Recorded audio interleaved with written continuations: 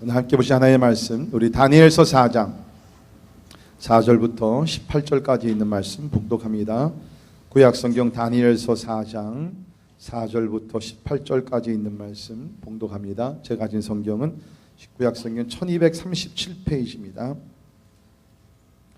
나 느부갓네살이 내 집에 편히 있으며 내 궁에서 평강할 때에 한 꿈을 꾸고 그로 말미암아 두려워하였으니 곧 내 침상에서 생각한 것과 머릿속으로 받은 환상으로 말미암아 번민하였었노라. 이러므로 내가 명령을 내려 바벨론의 모든 지혜자들을 내 앞으로 불러다가 그 꿈의 해석을 내게 알게 하라 하였더라. 그때에 박수와 술객과 갈대아 술사와 점쟁이가 들어왔으므로 내가 그 꿈을 그들에게 말하였으나 그들이 그 해석을 내게 알려주지 못하였느니라. 그 후에 다니엘이 내 앞에 들어왔으니 그는 내 신의 이름을 따라 벨드사살이라 이름한 자요 그의 안에는 거룩한 신들의 영이 있는지라. 내가 그에게 꿈을 말하여 이르되 박수장 벨드사살아, 내 안에는 거룩한 신들의 영이 있은즉 어떤 은밀한 것이라도 내게는 어려울 것이 없는 줄을 내가 아노니 내 꿈에 본 환상의 해석을 내게 말하라. 내가 침상에서 나의 머릿속으로 받은 환상이 이러하니라. 내가 본즉 땅의 중앙에 한 나무가 있는 것을 보았는데 높이가 높더니 그 나무가 자라서 견고하여지고 그 높이는 하늘에 닿았으니 그 모양이 땅 끝에서 또 보이겠고 그 잎사귀는 아름답고 그 열매는 많아서 만민에 먹을 것이 될 만하고 들짐승이 그 그늘에 있으며 공중에 나는 새는 그 가지에 깃들이고 육체를 가진 모든 것이 거기에서 먹을 것을 얻더라. 내가 침상에서 머릿속으로 받은 환상 가운데 또 본즉 한 순찰자 한 거룩한 자가 하늘에서 내려왔는데 그가 소리질러 이르기를 그 나무를 베고 그 가지를 자르고 그 잎사귀를 떨고 그 열매를 해치고 짐승들을 그 아래에서 떠나게 하고 새들을 그 가지에서 쫓아내라. 그러나 그 뿌리의 구루터기를 땅에 남겨두고 쇠와 놋줄을 동이고 그것을 들풀 가운데 두어라. 그것이 하늘 이슬에 젖고 땅의 풀 가운데서 짐승과 더불어 제 몫을 얻으리라. 또 그 마음은 변하여 사람의 마음 같지 아니하고 짐승의 마음을 받아 7대를 지내리라. 이는 순찰자들의 명령대로요 거룩한 자들의 말대로이니 지극히 높으신 이가 사람의 나라를 다스리시며 자기의 뜻대로 그것을 누구에게든지 주시며 또 지극히 천한 자를 그 위에 세우시는 줄을 사람들이 알게 하려 함이라 하였느니라. 나 느부갓네살 왕이 이 꿈을 꾸었나니 너 벨드사살아 그 해석을 밝히 말하라. 내 나라 모든 지혜자가 능히 내게 그 해석을 알게 하지 못하였으나 오직 너는 능히 하리니 이는 거룩한 신들의 영이 내 안에 있음이라. 아멘. 아멘. 오늘날 우리 현대인들이 죄를 너무 쉽게 이렇게 자주 범하는 것 같습니다. 물론 항상 그랬지만 특별히 오늘날 우리가 살고 있는 이 시대는 절대적인 어떠한 하나님의 법, 또 절대적인 도덕성, 윤리 이것들이 허물어지고 있기 때문에 사람들이 죄를 범하면서도 때에 따라 죄인지도 모르고 아니 죄라는 것을 알면서도 그것을 무시하면서 죄를 쉽게 또 자주 범합니다. 저는 설교 준비하면서 이런 생각을 해봤습니다. 만약 하나님께서 우리 사람들이 죄를 범할 때마다 즉각적으로 심판을 하시면 우리 사람들이 죄를 좀 덜 범하지 않겠는가. 예를 들어서 만약 우리가 입으로 거짓말할 때 하나님께서 우리 입을 치신다 그러면 그래서 우리 입에 병이 생긴다 그러면 아니면 우리가 마음속으로 그야말로 엉뚱한 것 음란한 것을 생각한다든지 아니면 누구를 미워한다든지 그러면 하나님께서 즉각적으로 우리 마음에다가 심판을 내리시는 거예요. 예를 들면은 바라기는 무슨 이렇게 강한 어떤 심장 그런 하르텍은 아니지만 이렇게 우리 마음에 그냥 심장병 같은 무슨 병을 이렇게 뜨끔하게 주셔가지고서 그렇게 하시면 우리 사람들이 좀 죄를 덜 범하지 않겠는가. 그런 좀 엉뚱한 생각을 이렇게 제가 좀 해봤습니다.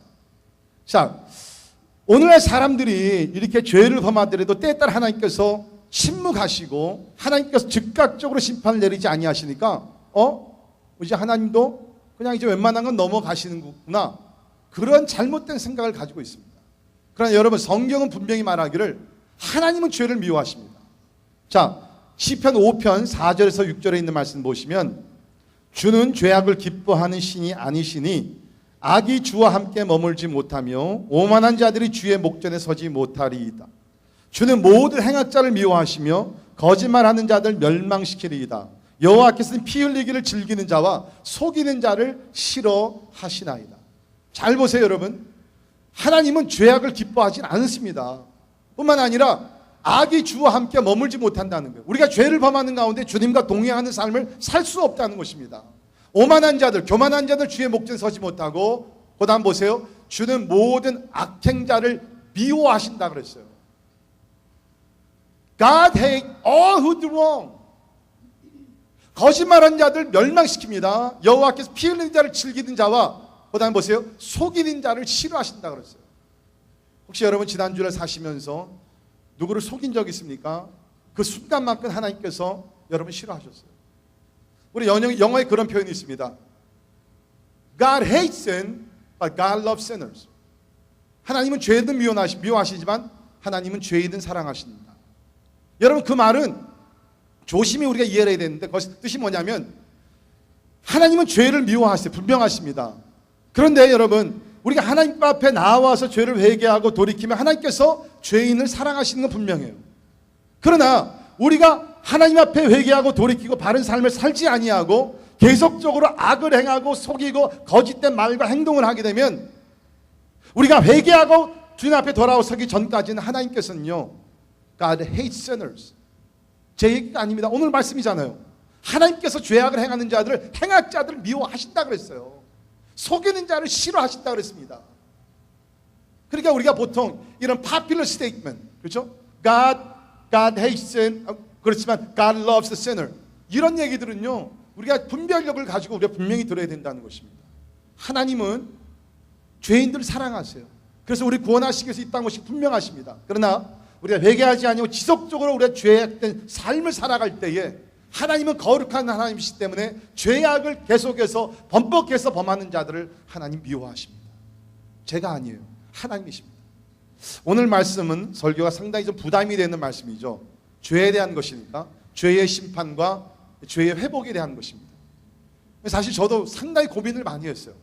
오늘 특별히 이렇게 날씨가 이제 100도가 되는 날씨인데, 그 모처럼 이렇게 어려운 날씨에 용기를 내어서 교회 왔는데 이런 또 무거운 설교를 들어야 된다는 게 참, 그래서 사실은 제가 다른 설교를 할까 고민을 많이 하다가 제가 이런 생각을 내렸습니다. 결론을 내렸습니다. 진짜 우리 사람들이 필요한 메시지가 무엇인가? 죄에 대한 문제입니다. 죄를 어떻게 해결하고 죄를 어떻게 극복하고 하나님의 용서를 받고 우리가 하나님의 회복을 받을 수 있는가? 믿으십니까? 네, 그렇기 때문에 오늘 설교는 우리 모두에게 절대적으로 필요한 말씀이라고 저는 생각이 됩니다. 하나님은 죄와 죄인을 미워하실 뿐만 아니라 하나님은 회개하고 돌이키지 않는 죄에 대해서는 반드시 심판을 하십니다. 심판하시는 하나님이세요. 자, 잠언 11장 21절에 보면 우리 같이 한 목소리를 읽겠습니다. 시작. 악인은 피차 손을 잡을지라도 벌을 멸하지 못할 것이나 의인의 자손은 구원을 얻으리라. 자, 악인은 피차 손을 잡을지라도 벌을 면하지 못할 것이다. 사랑하는 성도 여러분, 혹시 여러분이 하나님 앞에서 범죄한 죄가 있고 회개하지 아니하고 아직 해결하지 않은 죄가 있습니까? I want you to know one thing. 하나님은 거룩한 하나님이시기 때문에 언젠가는 그 죄에 대한 심판을 하십니다. 물론 감사한 것은 예수 그리스도께서 2000년 전에 이 땅에 오셔서 우리의 모든 죄를 다 짊어지셨어요. 그래서 우리가 받아야 될 죄에 대한 심판을 예수님께서 받으셔서 우리는 지옥에 가지 아니고 천국에 가는 축복을 받았다는 건 분명합니다.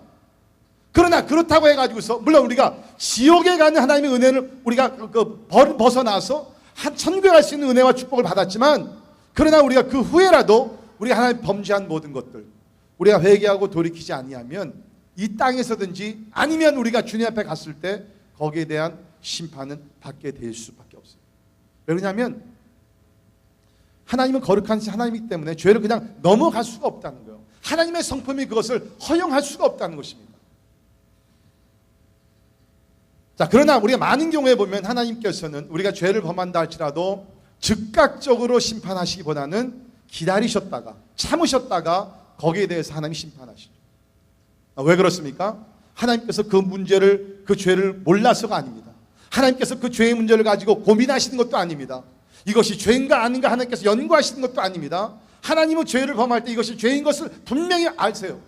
그러나 하나님께서는 왜 그것을 참으셨다가 나중에 심판을 하시느냐? 그 대답은 간단하죠. 하나님 너무나 사랑이셔가지고서 너무나 우리를 사랑하셔서 우리가 깨닫고 회개하고 돌이키기를 하나님이 원하시는 거예요. 하나님은 심판하시는 것을, 하나님의 진노를 우리 가운데 퍼부시는 것을 하나님께서 원치 않으십니다. 대표적인 예가 어디 있냐면, 뭐 성경에 그런 예가 많이 나오지만, 노아 시대를 보면 우리가 하나님의 그 오래 참으심을 깨달았는데요. 노아 시대는 우리가 아는 대로 죄악이 너무나 강하고 많았습니다. 그 시대를 우리 창세기 6장 11절에 보면 이렇게 표현을 했는데, 그때에 온 땅이 하나님 앞에 부패하여 포악함이 땅에 가득한지라. 온 땅에 완전히 부패해가지고서 포악함이 가득해요. 영어 보면 and was full of violence. 그러니까 어떻게 보면 우리가 살고 있는 세상은 좀 비슷해요. 그렇죠? 우리가 오늘 살고 있는 세대 얼마나 악행이 많습니까? 진짜 막 두려운 세대에 우리 살고 있잖아요. 그래서 하나님께서 어떻게 하십니까? 노아를 통해서 경고하십니다. 너희들이 회개하고 돌이키지 않으면 내가 이 우주 전체를 내가 물로 심판하겠다. 그래서 하나님께서 뭡니까?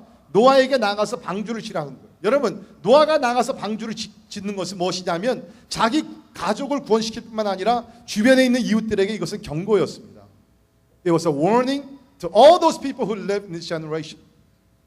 하나님께서 물로 심판하신다. 회개하고 돌이키라는 경고를 그야말로 산교육을 시킨 것이에요. 그런데 사람들이 뭡니까? 노아가 가서 그런 얘기를 했을 때 비웃었습니다.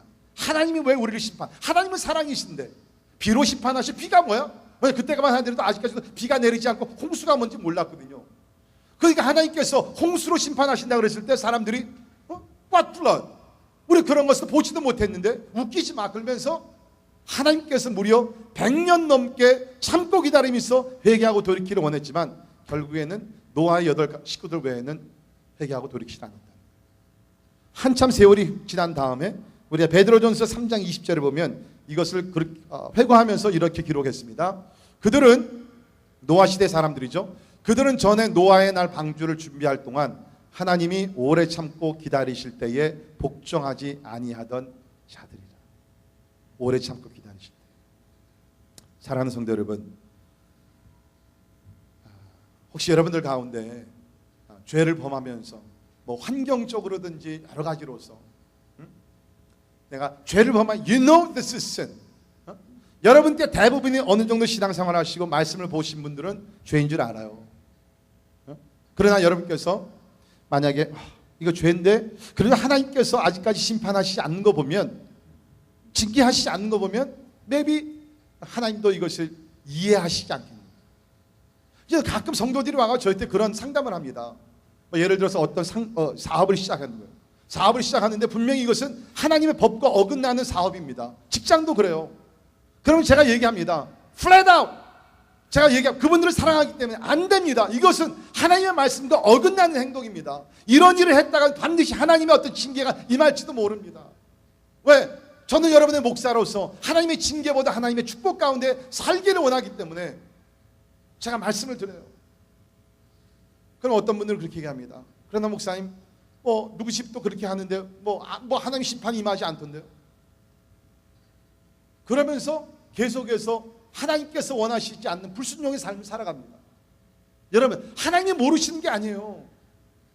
하나님께서는 빨리 여러분께서 깨닫고 회개하고 돌이키를 기다리시는 것이지, 절대로 여러분, 다음은요, 하나님은요 완전하신 거룩하신 하나님이시기 때문에 우리가 소위 얘기하는 white lie, 아무리 의도적으로 우리가 좋은 뜻을 했다 할지라도 거짓말은 거짓말이에요. 우리가 보기에는 그것이 아무리 작은 죄라고 여기지 못지만 하나님 보시기엔 그것도 죄. 그러니까 여러분, 우리가 죄를 범하면서도 하나님의 아직 징계나 심판이 임하지 않았다 그래가지고서 하나님이 묵인하시는 것이 아니라 하나님은 우리가 빨리 깨닫고 회개하고 돌이키기를 원하신다는 것을 여러분께서 아시고 오늘 말씀을 통해서 위대한 결단을 내리시기를 주의 이름으로 축원합니다. 때가 늦기 전에, 하나님의 심판이 임하기 전에 여러분 회개하시고 의로운 삶으로 나가기를 주님의 이름으로 축원합니다. 자, 대부분의 경우는 하나님께서 참으셨다가 심판을 하시지만 어떤 경우는요, 성경을 보게 되면 하나님께서 즉각적으로 내리시는 죄에 대한 심판이 있어요. 즉각적으로. 그 죄가 어떤 죄냐면 자아 숭배의 죄입니다. Self-idol worship. 자기 자신을 신격화시키는 거예요. 물론 뭐 말은 우리가 뭐 내가 신이다 뭐 그렇게 얘기는 안 하더라도 내 마음속에 하나님 없이 나는 살아갈 수 있다. self-sufficient. 하나님이 나를 도와주지 않더라도 나는 충분히 살아갈 수 있어. 그러면서 기도도 안 해요. 하나님을 경배하지도 않아요. 은근히 자기가 이루는 모든 업적들을 바라보면서 I made it. 내가 열심히 일해서, 내가 열심히 공부해서, 내가 열심히 노력해서 내가 다 이룬 거예요. 이것이 뭐예요? self-idol worship이에요. 자기 자신을 신격화시켜가지고 자기를 숭배하는 것이에요. 여러분, 지금 우리가 살고 있는 시대를 소위 얘기하는 I, me, my generation. 그렇죠? 모든 것이 나 중심이에요. 나, 내 것, 나 중심에 내가 스팟라이트를 받아야 되고 내가 모든 것이 센터가 되어야 되고 나의 쾌락을 위해서. 이것이 바로 다른 것이 아니라 자아숭배의 죄라는 것입니다. 근데 우리 성경을 보게 되면 특별히 이런 자아숭배의 죄는 하나님께서 오래 참지 않으세요. God gets very angry. 오늘 제가 참 설교를 굉장히 소프트하게 좀 해야 됩니다. 이게 메시지 자체가 굉장히 하드한 거기 때문에. 그렇지만 여러분, 오늘 진짜 여러분께서 들어야 될 메시지를 들으시는 거예요. 하나님은요, 성경을 보게 되면은 진노하시는 하나님이십니다. 우리가 죄를 보면 특별히 이렇게 하나님에 대해서 도전하고 하나님이 앉으셔야 될 자리에 내가 앉고 하나님께 올려가야 될 영광을 내가 빼앗을 때 하나님이 진노하시고요, 거기에 대한 심판을 즉각적으로 내리십니다. 그것이 우리 오늘 다니엘 4장에 나오는 그러한 말씀입니다. 우리 4장으로 들어가기 전에 제가 여러분께 말씀드릴게요. 아마 여러분들 가운데는 벌써 설교를 이 정도 들으시면서 이런 생각을 가지십니다. 목사님, 오늘 내 이 설교는 나와 전혀 상관이 없는 것 같네요. 나는 절대로 내가 무슨 나를 신격화시켜 가지고서 내가 신이라고 생각해본 한 번도 없고 앞으로도 전혀 그럴 생각이 없습니다. 여러분 자신이 무슨 신으로 승격화는 시키지 않다 할지라도 내가 하나님을 필요로 하지 아니하고 하나님을 온전히 경배하지 아니하고 하나님 앞에 순종하며 나가지 않는 삶은, 다시 말해서 뭡니까? 내가 하나님이 필요가 없다는 것이에요. 우리 마음속에 누구든지 보게 되면 이러한 교만한 마음들이 다 있어요. 그러니까 오늘 메시지는 우리 모두에게 적용이 되는 그런 말씀이라고 생각이 됩니다. 자, 느부갓네살이 저지른 죄에 대해서 우리가 먼저 살펴보겠습니다. 자, 느부갓네살의 죄는 한마디로 이 자아 숭배의 죄였는데요. 근거가 어디 있습니까? 30절에 있는 말씀, 여러분 성경을 펴시고 30절에 있는 말씀 보세요. 뭐라고 기록됐습니까? 나 왕이 말하여 이르되 이 큰 바벨론은 내가 능력과 권세로 건설하여 나의 도성으로 삼고 이것으로 내 위엄의 영광을 나타낸 것이 아니냐 하였더니. 뭐요? 계속 나오는 말이 내가, 나의, 내 위엄. 하나님은 없어요. 모든 것이 다 자기 자신. 그러니까 물론 우리가 역사를 좀 공부해 보면 이 바벨론 왕국의 이 느부갓네살 왕은 그야말로 세상에서는 위대한 왕이었어요. 특별히 그가 왕 위에 올라가서 나라를 다스리고 통치하면서 그야말로 바벨로니안 엠파이어를 만들었을 때, 제국을 만들었을 때 사람들은 다 우러러 보았습니다. 특별히 오늘 본문 말씀은 주전 575년부터 563년 사이에 바벨론이 고백한 내용을 우리가 보게 되는데, 이때는 그야말로 이 왕이요 가장 자기의 그 왕자리에 앉아있어 다스릴 때에 가장 뭐라 그럴까, 그 전성기를 이룰 때, at the peak of his success. 그렇죠? 모든 것을 다 이루었어요. 예수님께서 십자가에서 구속의 역사를 이루시고 다 이뤘다고 얘기했듯이 지금 여기 느부갓네살 왕은 세상에서 자기가 권력을 가지고 모든 것을 다 이뤘어요. 그래가지고서 여러분 4절 보세요. 4절을 보시면 이런 말씀이 기록되어 있죠. 나 느부갓네살이 내 집에 편히 있으며 내 궁에서 평강할 때. 여러분의 인생에도 한번 이런 날이 오면 좋겠죠. 열심히 노력하고 다 이뤄가서 정상에 올랐어요. 정상에 올라가가지고서 자기 이룬 것을 다 봅니다. 누워가지고서 자기의 왕국을 보면서 내가 다 이루었다. 편안할지어다. 지금 이 가운데 있었다는 것입니다. 사실 역사를 보게 되면 이 느부갓네살 왕은 많은 것을 이뤘습니다. 많은 나라를 점령을 해가지고서 그 나라를 그 정치로 다스릴 뿐만 아니라 각 나라에서 좋은 물건들을 다 빼앗아 가지고 왔어요. 예를 들면 우리가 유대 왕국도 그렇지 않습니까? 유대 왕국을 점령을 해가지고서 유대 왕국에서 가장 아끼고 사랑하고 존귀하게 여겼던 예루살렘 성 안에 있는 모든 기구들을 다 빼앗아 가지고서 자기의 나라로 가지고 와가지고서 창고에다 집어넣고 한 얘기가 뭡니까? My God is greater than your God. 내가 섬기는 우리 바벨론의 신이 너희가 섬기는 여호와 하나님보다 더 위대하다. 그러면서 자기의 명성을 다시 한번 떨칩니다. 자기의 권력을 다시 한번 자랑합니다. 그리고 역사적으로 보게 되면 이 느부갓네살은 바벨론 도성을 건축했는데요, 25m 높이의 벽이 두 겹으로 되어 있었고 8개의 문이 있었으며 50여 개의 금으로 만들어진 화려한 궁이었다고 합니다. 그야말로 그 당시에는 그 누구도 따라올 수 없는 그러한 업적을 남긴 위대한 왕이었어요. 이런 것을 다 읽어보니까 그 다음에 뭐예요? 더 이상 이룰 게 없어요. 권력도 있고 제국도 만들었고 모든 것을 다 뺏어 오기도 하고 신하들도 많고, 그 다음에 남은 것이 뭐예요? 이제 내가 이루어야 될 것이 무엇인가? Why don't I become like God? 왜 내가 신같이 못되겠냐? 그러면서 자기를 신격화시키는 거예요. 사람들이요, 모든 것을 갖게 되면요, 그 다음에는 뭡니까? 신에 대한 도전이 나옵니다. 신에 대한 도전이 나옵니다. 우리 성경에 보게 되면 대표적인 예가 누구예요? 루시퍼입니다. 하나님께서 천사들을 창조하셨죠. 천사들 창조하시고 그 가운데 천사장을 만드셨어요. 그것이 루시퍼입니다.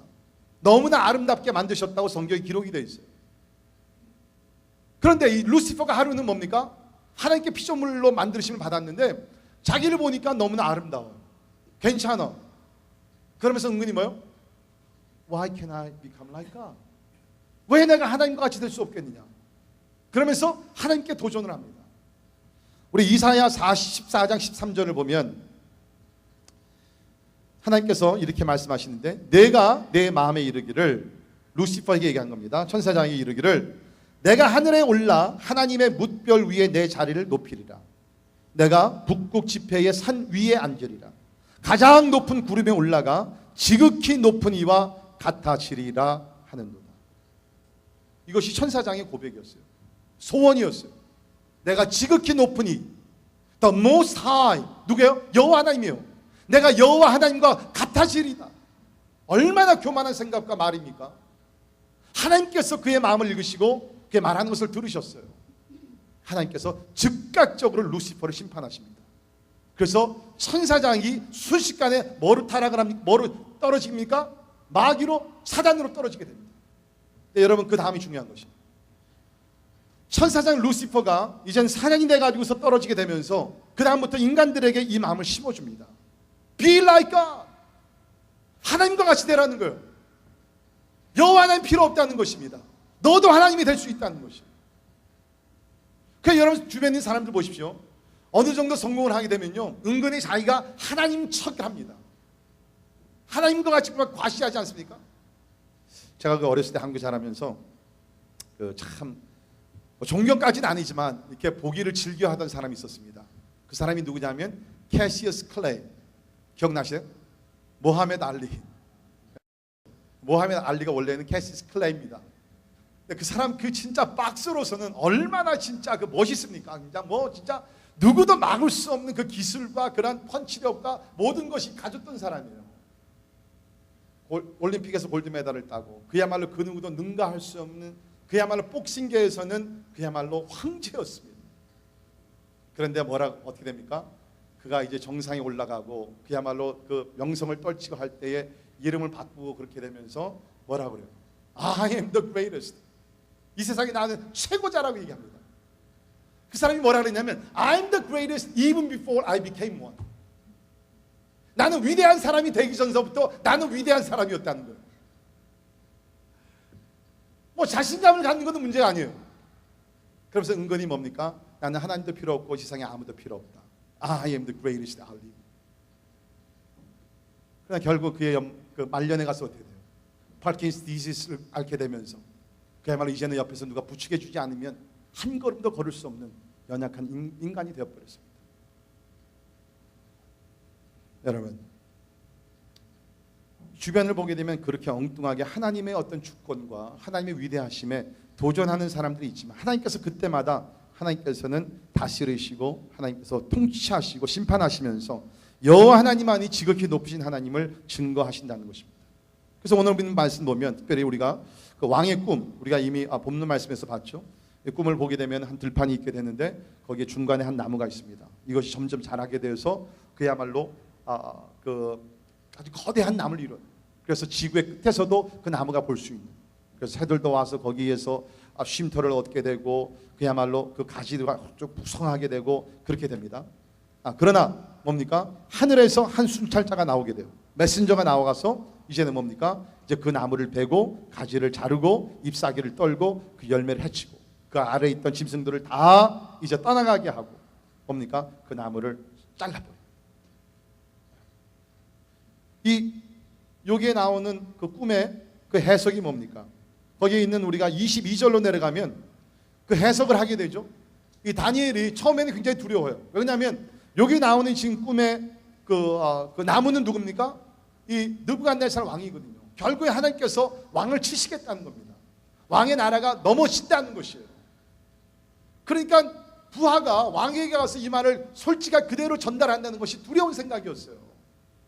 그러나 뭡니까? 다니엘은 이것이 결국에는 이것이 왕에게 필요한 메시지라고 확신을 했습니다. 왜? 이것이 하나님의 심판으로 끝나는 것이 아니라 결국에는 하나님께서 왕이 깨닫고 하나님 앞에 무릎을 꿇을 때에 다시 한번 왕의 제국을 다시 일으켜 주시겠다는 그런 축복의 메시지가, 회복의 메시지가 담겨 있었기 때문에 왕에게 담대히 가서 이 말씀을 전하게 됩니다. 자, 22절 보세요. 왕이여, 이 나무는 곧 왕이시라.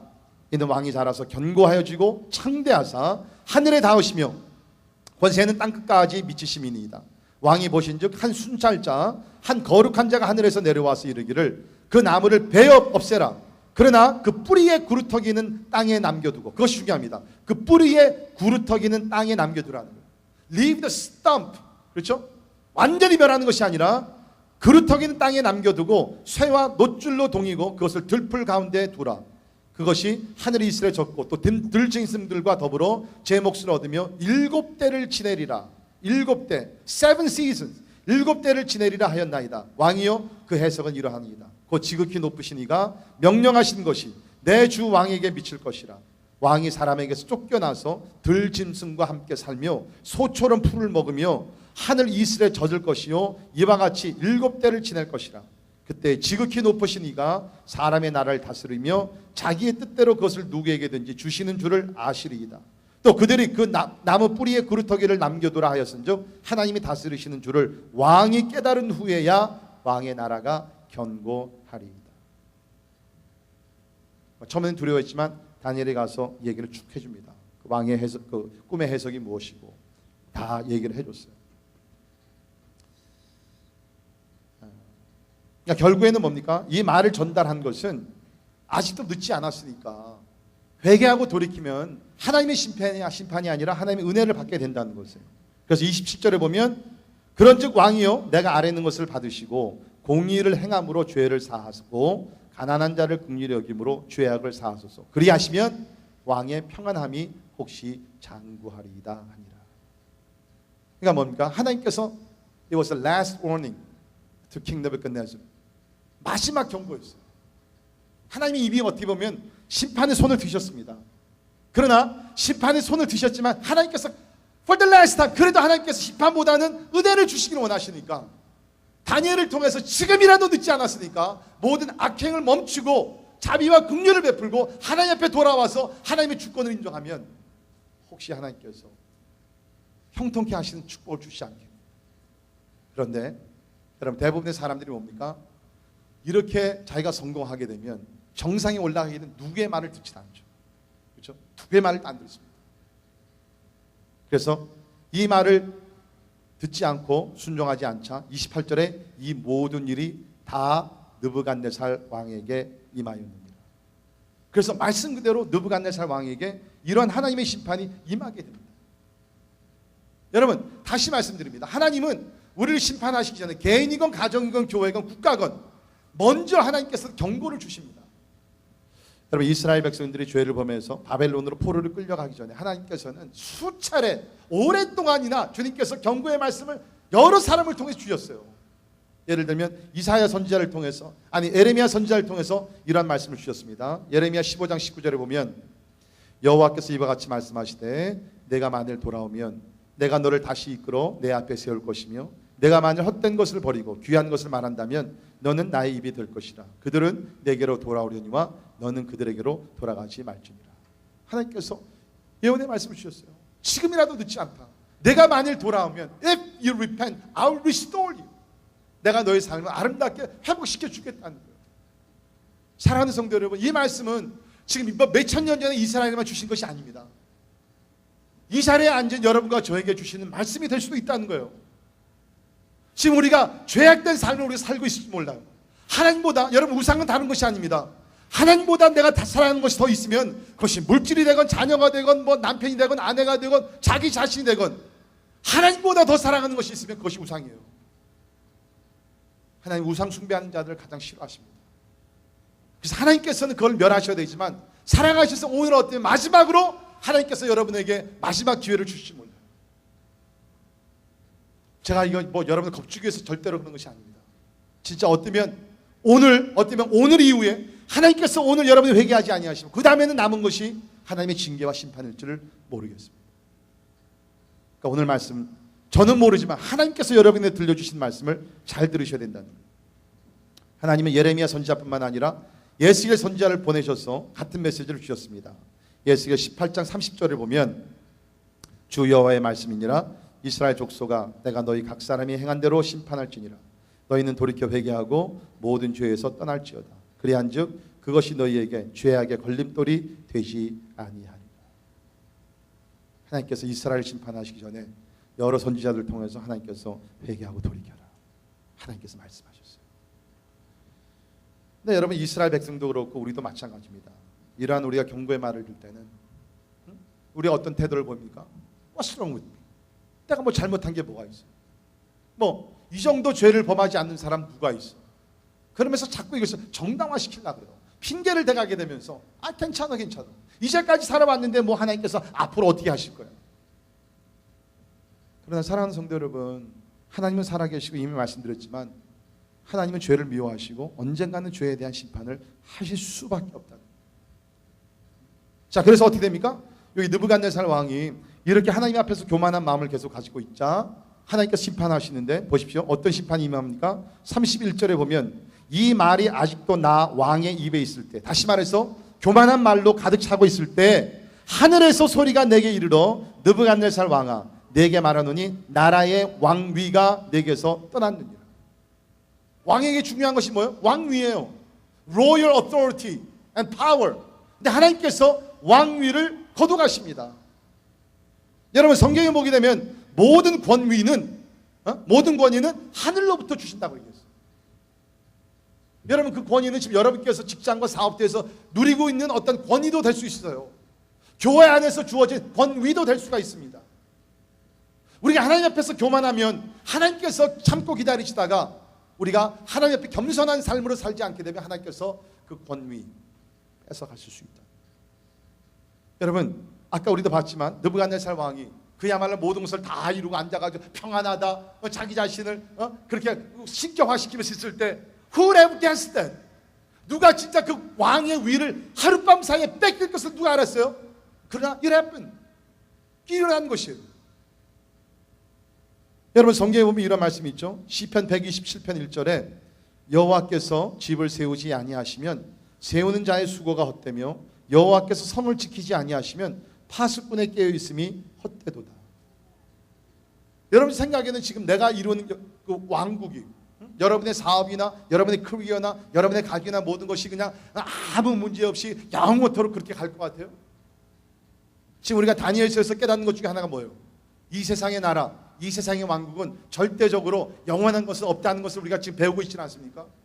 진짜 여러분 하나님께서 여러분의 가정을 세우지 아니하시면 하나님께서 여러분의 직장과 사업을 보호해 주시고 은혜를 주시지 아니하시면 언제 어떻게 될지 아무도 모릅니다. 우리 교회도 마찬가지예요.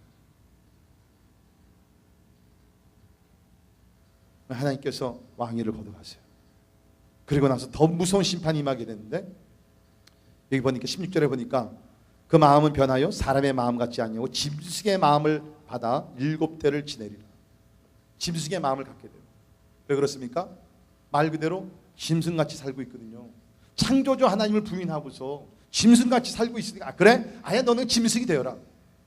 그래가지고서 7대를 이것이 7년인지 아니면 어떤 기간인지 모릅니다. 하나님의 때가 이를 때까지, 다시 말해서 하나님의 주권과 통치권을 인정하고 회개하고 돌이킬 때까지 하나님께서 이 왕을요 심판하시는데 짐승과 같이 땅을 기어다니면서 몸에서 털이 나게 되고 그러면서 짐승의 소리를 내게 되면서 7대를 살았다. 여러분 오늘날도 보면 그 정신병원에 가면요 사람인데 분명히 사람인데 짐승의 소리를 내면서 사는 사람들이 있어요. 악한 영이 들어가게 되면서 짐승같이 살아가는 사람들이 있어요. 근데 그렇게 자기의 권세와 자기의 부귀영화를 자랑했던 왕이 하룻밤에 짐승이 되어가지고서 땅을 기면서 풀을 먹으면서 짐승의 소리를 내면서 살아가고 있습니다. 여러분 이것이 자아 숭배하는 사람들에게 하나님께서 내리신 하나님의 벌이라. 그러니까 우리는 이런 얘기를 들으면 자꾸 우리는 어떻게 얘기합니까? 구약 시대지. 우리는 지금 시작 시대 살고 있는, 지금 우리가 은혜의 시대에 살고 있는데 어떻게 사랑의 하나님께서 이런 무서운 벌을 내릴 수 있는가라고 우리는 생각하면서 또 다시 죄를 범해요. 자, 여러분 신약의 케이스를 제가 알려드릴까요? 우리 사도행전 12장에 보게 되면 헤롯 왕이 나옵니다. 여기 나온 헤롯 왕은 우리 예수 그리스도를 살해하려고 했던 헤롯 대왕의 손자입니다. 아그리빠 왕 1세입니다. 그런데 그 헤롯 왕이 악한 행동을 하게 되는데 야고보를 죽이면서 살해시키고 베드로를 죽이려고 하다가 실패했지만 계속해서 그리스도인들을 막 그 잔해하면서 막 그 살해시키면서 죽이면서 핍박을 막 더합니다. 그러니까 예수와 예수 그리스도인들을 그 미워하던 유대인들이 막 이렇게 칭송을 하는 거예요. You are the great, the Herod. 그러면서 헤롯 왕을 막 이렇게 막 칭송하면서 막 올립니다. 그러니까 뭐요? 예, 헤롯 왕이 마음이 좋아, 기분이 좋아지는 거예요. 자, 그러다가 사도행전 12장 21절에 보면 헤롯이 나를 택하여 왕복을 입고 단상에 앉아 백성에게 연설하니 백성들이 크게 부르되 이것은 신의 소리요 사람의 소리가 아니라 하거든. 사람들이 얘기합니다. 야, 이거는 사람의 소리라 신의 소리다. 물론 그것은 헤롯 왕을 이렇게 즐겁게 하기 위해서 아첨하는 얘기겠죠. 그러나 뭡니까? 이 이야기를 듣는 순간 헤롯이 어떤 생각을 해요? Maybe I am God. 어쩌면 진짜 내가 신인지 모르겠다. 그런 착각 속에 빠지게 되는 거예요. 하나님께서 그 왕의 교만한 마음을 읽으시고 바로 그 다음 절을 보면 사도행전 12장 23절에 헤롯이 영광을 하나님께로 돌리지 아니하므로 주의 사자가 곧 친히 벌레에게 먹혀 죽으니라. 신약시대입니다. 구약시대 아닙니다. 신약시대에 일어난 사건입니다. 주의 사자가 곧 친히 지연 안 시켰어요. There was no delay. Immediately. 그렇죠? 하나님의 사자가 나타나서 치게 됐는데 뭡니까? 벌레에게 먹여 죽여. 이런 비참한 죽음이 또 어디 있어요? 왕이 죽게 됐는데 벌레에게 먹혀 죽였다는 거예요. 뭐 카크로치가 나왔는지 뭐가 뭔지 난 모르겠어요. 벌레에 먹혀 죽였다는 거예요. 여러분, 하나님 무서운 하나님이에요. 하나님 함부로 이렇게 대하지 마세요. 하나님 거룩하신 하나님이고 우리와 완전히 다르신 하나님이고 우리 최고 통치자고 하나님에 대해서 여러분 반항하거나 하나님에 대해서 도전하는 자 하나님께서 가만두지 않습니다. 진짜. 스탠포드의 우리 심리학 교수인 루이스 털먼이라는 분이 얼마 전에 한 가지를 조사를 해가지고 발표한 내용이 있습니다. 그것이 뭐냐면 그 IQ 160 이상 되는 천재들 대상으로 설베이를 했어요. 그러니까 뭐 여러분들하고 별로 상관이 없는 얘기입니다. 160 이상, IQ 160 이상 되는 사람으로 이렇게 설베이를 했는데 희한한 결과를 하나 발견한 것이 뭐냐면 IQ 160 이상 되는 천재들이 마지막에 가서는 말로에 가서는 실패자의 인생을 산다는 것이.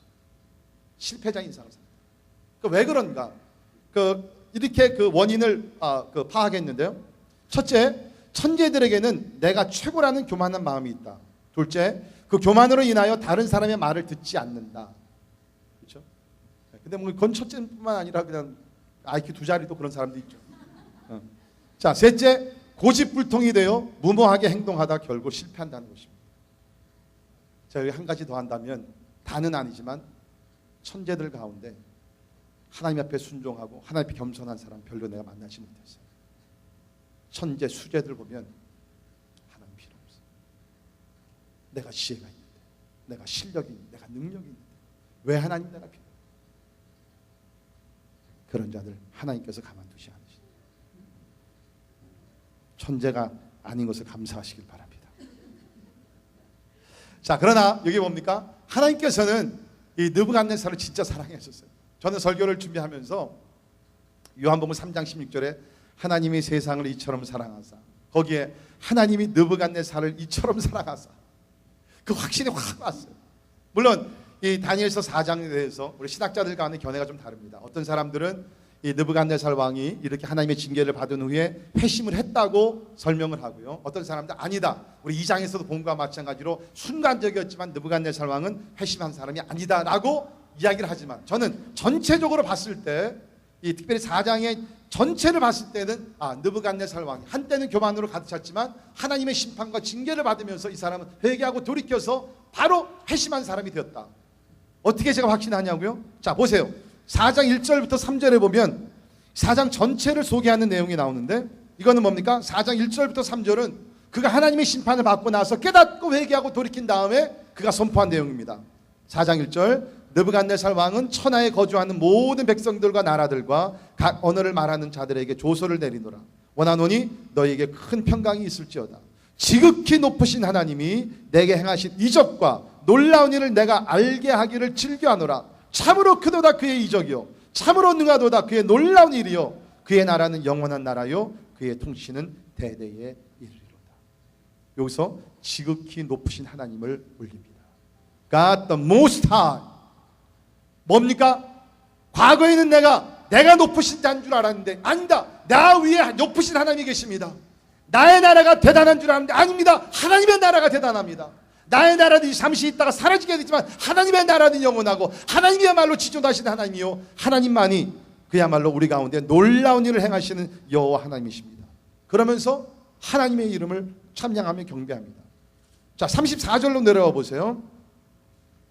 역시 우리가 이 느부갓네살 왕이 회심한 것을 우리가 알 수 있는 그러한 근거가 나오는데, 그 기한이 참에 나 느부갓네살이 하늘을 우러러 보았더니 내 총명이 다시 내게로 돌아온지라. 이에 내가 지극히 높으신 이에게 감사하며 영생하시는 이를 찬양하고 경배하였나니 그 권세는 영원한 권세요, 그 나라는 대대에 이르리로다.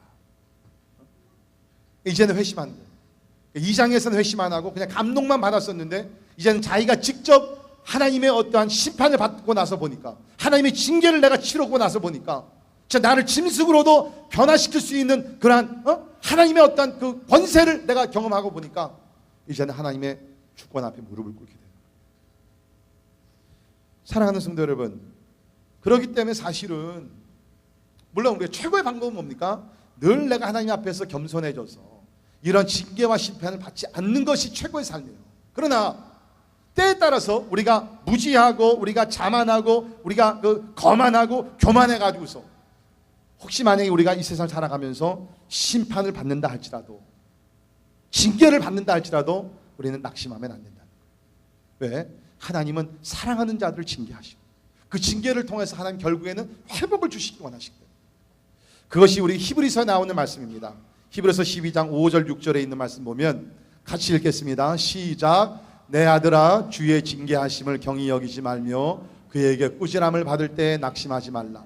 주께서 그 사랑하시는 자를 징계하시고 그가 받아들이시는 아들마다 채찍질하심이라 하였으니. Do you see? 하나님이 사랑하시는 자들을 징계하세요. 바로 잡으세요. 그리고 나서 하나님은 뭡니까? 우리를 이전보다 더 완전한 곳으로, 이전보다 더 아름다운 삶으로 하나님께서 우리를 인도하시고 축복해 주신다는 겁니다. 그래서 하나님께서 그걸 하십니다. 그러니까 왕이 뭡니까? 이제 7기간을 지나게 되면서, 7대를 지나게 되면서 하나님의 그 높으신 주권을 인정하니까 하나님께서 어떻게 하세요? 자, 오늘 이 말씀 보게 되면 하나님께서 왕을 회복시켜 주시는데 어떻게 회복시켜 주시는가? 또 거기 있는 말씀 보게 되면 우선 하나님께서 그 왕위를 돌려주십니다. 다시 돌아오게 하십니다. 뿐만 아니라 36절에 보면 그때에 내 총명이 내게로 돌아왔고, 총명이 잃었었거든요. 그래서 짐승같이 살지 않았습니까? 총명이 내게로 돌아왔고 또 내 나라의 영광에 대하여도 내 위엄과 광명이 내게로 돌아왔고 또 나의 모사들과 관원들이 내게 찾아오니 내가 내 나라에서 다시 세움을 받고 또 지극한 위세가 내게 더하였느니라. 여러분 말씀 잘 들으세요. 어떤 성도들은 그리스도인들은 세상에 성공할 수도 없고 높은 지위에 올라갈 수도 없고 뭐 사장이 될 수도 없고 CEO가 될 수도 없고 정치인이 될 수도 없고 이런 생각을 갖고 있어요. 잘못된 생각이에요. 여러분 지위나 권세나 어떠한 성공이나 이 자체는 문제가 없습니다. 내가 그것을 누렸을 때에 어떤 마음의 자세를 가지고 바라보느냐가 중요한 것이에요. 느부갓네살 왕같이, 그렇죠? 내가 이루었다, 내가 똑똑해서, 내가 노력해서 하나님을 인정하지 않냐고, 하나님께 감사하지 않냐고 나를 자랑하면서 내가 중심에 하나님은 아니라 나를 놓고 했을 때는, 그때는 하나님께서 나의 모든 것을 다 뺏어가세요. 그러나 반대로 여기 느부갓네살 왕같이 하나님의 한번 징계를 받고 이제는 하나님을 높입니다. 하나님을 찬양합니다. 하나님께서 지극히 높으신 하나님을 인정하며 선포하며 나갑니다. 그때에는 하나님께서 뭡니까? 이젠 하나님과의 관계가 바로 이루어졌기 때문에 하나님께서 권세도 주시고 총명도 주시고 지혜도 주시고 물질도 주시고 나라도 주시고 모든 것을 주신다는 것이에요. 저는 우리 교회 성도들이 하나님과의 관계가 바로 세워지는 가운데, 다시 말해서 하나님께서 지극히 높으신 하나님이요 나의 통치자는 여호와 하나님이요 나의 삶의 모든 것은 하나님의 은혜로서 이루어진 것을 고백하며 나가는 가운데 하나님께서 여러분들을 축복하셔서 영적인 것뿐만 아니라 이 땅의 물질과 이 땅의 권세와 이 땅의 부귀영화와 이 땅의 영광과 형통케 된 은혜가 여러분 가운데 임하기를 주의 이름으로 축원합니다. 하나님께서 그렇게 주시는 거예요. 아니 여기 있는 말씀 자세히 보면 36절 하반절에 뭡니까? 또 지극한 위세가 내게 더하였느니라. 영어 번역에는 and became even greater than before. 하나님의 지금보다 하나님께서 더 높이셨다는 거예요. 더 나를 축복해 주셨다. 더 큰 영광을 주셨다는 것입니다. 할렐루야. 우리 하나님 이런 하나님. 하나님은 죄를 미워하십니다. 그러나 우리가 죄를 깨닫고 회개하고 주님 앞에 돌아와서 하나님의 위대하심을, 하나님의 통치권을 순종하며 그 앞에 무릎을 꿇을 때 하나님은 이전보다 우리의 삶을 배 이상으로 우리에게 축복을 내려주신다는 것입니다. 그래서 결국에는 37절에 우리 같이 한 목소리로 여러분 성경 읽으시면서 이제 이것이 느부갓네살 왕의 마지막입니다. 우리 37절 같이 읽겠습니다. 시작. 그러므로 지금 나 느부갓네살은 하늘의 왕을 찬양하며 칭송하며 경배하노니 그의 일이 다 진실하고 그의 행하심이 의로우심으로 교만하게 행하는 자를 그가 능히 낮추심이라. 아멘. 제 생각에는 만약 우리 그 시대에 살았다 그러면 신문 기자가 가서 왕이요 세상을 떠나기 전에 한마디 왕께서 우리 백성들에게 남겨주신 말씀이 있으면 한마디 좀 하십시오 라고 부탁을 한다 그러면 아마 느부갓네살 왕의 대답은 분명할 것입니다. 예, 제가 인생을 살면서 왕으로서 여러 가지 일을 다 경험하면서 느낀 것은 바로 이것입니다. 하나님은 교만한 자를 물리치시고 겸손한 자에게는 한량없는 은혜를 주십니다. 성경이 진리입니다. 하나님은 교만한 자를 물리치세요. 사랑하는 성도 여러분, 혹시 여러분들 가운데 조금이라도, 그렇죠? 다음 조금이라도 그래도 내가 했지, 내가 열심히 이룬 것인데, 그러면서 여러분의 업적을 하나님 앞에서 자랑하려고 계신다. 완전히 내려놓으세요. 사도 바울이 고백한 것이 내가 아무리 열심히 했다 할지라도 이것도 하나님의 은혜로라. 따라하시기 바랍니다. 이것도 하나님의 은혜로라. 진짜 이것도 하나님. 열심히 살 수 있는 것, 열심히 공부하고 열심히 나가서 일할 수 있는 것, 이것도 하나님의 은혜라는 것이에요. 모든 것이 하나님. 말씀의 결론 내립니다. 하나님이 가장 미워하는 죄는 숭배의 죄라는 것을 기억하십시오. 절대로 하나님의 자리에 앉지 마시고, 절대로 하나님께 도전하시지 마시고, 하나님께 올려드려야 될 영광을 여러분께서 빼앗지 말기를 바랍니다. 모든 영광은 항상 하나님께만 올려드리십시오. 두 번째, 하나님은 교만한 자에게는 무서운 심판을 내리시지만 그러나 겸손한 자에게는 놀라운 은혜를 주시는 것을 기억하시기를 바랍니다. 느부갓네살 왕이 이방인 왕이었지만 한때 하나님 큰 죄를 범한 교만한 왕이었지만 하나님께서 그를 사랑하셔서 깨닫게 하시고 하나님 앞에 무릎을 꿇으신 다음에는 이전보다 더 위대한 사람으로 축복하셨습니다. 그러한 은혜가 우리 모두에게 임하기를 주님의 이름으로 축원합니다. 기도하겠습니다. 하나님, 오늘 우리는 자아 숭배하는 그러한 세대에 살고 있습니다.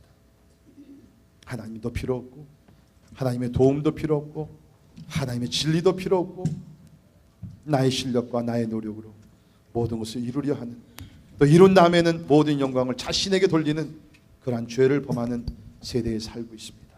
하나님, 세상의 모습을 따라가지 말게 도와주시고 항상 우리는 하나님 앞에 하나님의 주권을 인정하고 모든 것이 하나님의 사랑 가운데 하나님의 섭리와 하나님의 능력 가운데 이루어진 것을 늘 고백하며 항상 하나님만을 경외하고 경배하는 우리 성도들 되게 하여 주시옵소서. 하나님, 그렇기 때문에 우리는 오늘도 예배합니다. 그렇기 때문에 오늘도 우리는 손을 들고 주님을 찬양합니다. 예수가 나의 주라고 우리는 고백합니다. 하나님, 우리 개인과 가정들, 우리 교회가 늘 하나님의 주권 앞에 경배하게 하시고 무릎을 꿇게 하시고 항상 하나님만 높이며 하나님만 경배하는 우리 귀한 성도들 되게 하여 주시옵소서. 예수님 이름으로 간절히 기도하옵나이다.